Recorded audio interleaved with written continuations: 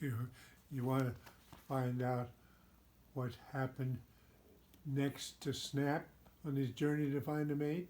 I Captain. I knew you would. Many long words. This unit, this chapter, this episode is called Meeting the Coyote. You see him there? That's Wolf and the Coyote together. Let's see what happened.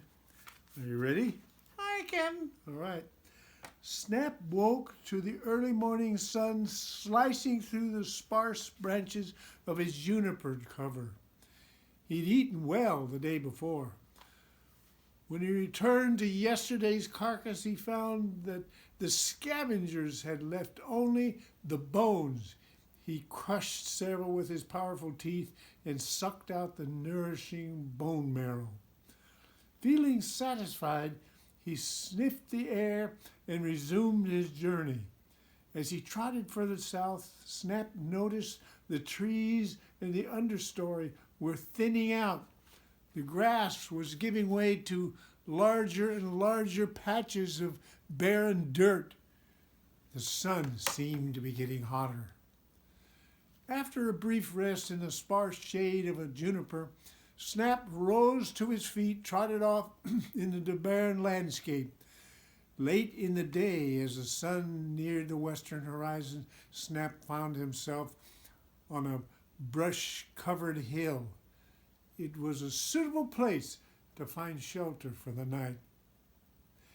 He stood at the apex of the ridge and performed his customary ritual of sending full-throated howl into the graying sky and waiting for a response.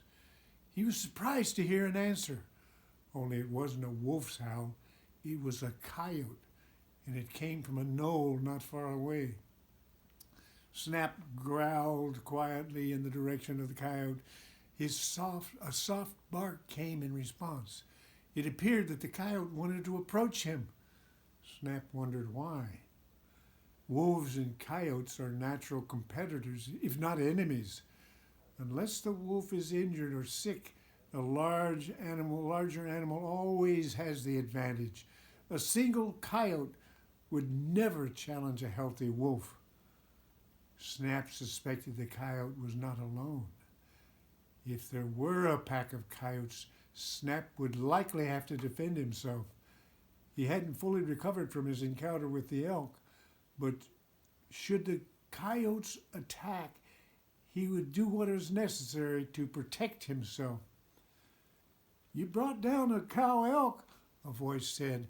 Snap was surprised that the coyote, which had witnessed his encounter with the elk, had the courage to follow him.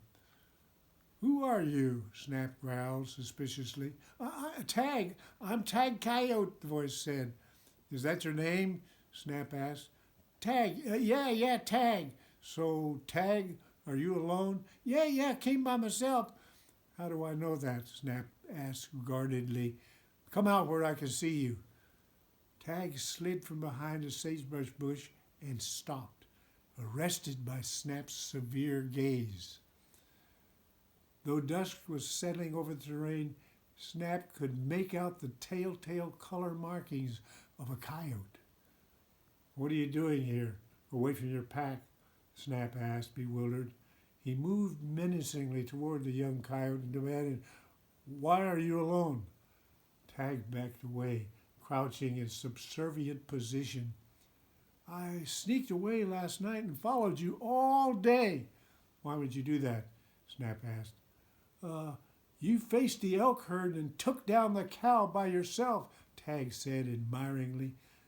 "Well, I did just what I had to do. Look, you need to go back to your pack." "I don't want to. I want to follow you, to learn from you," Tag pleaded.